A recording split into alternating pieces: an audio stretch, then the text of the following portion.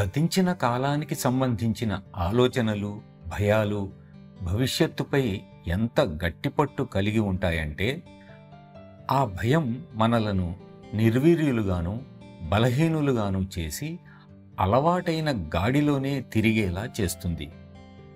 అలవాటుగా చేసేది అదే. నాకు మంచిది అనుకోవడం కేవలం భ్రమ మాత్రమే. చేసిన దాన్ని మళ్ళీ మళ్ళీ చేయటం ఏమాత్రం క్షేమం కాదు.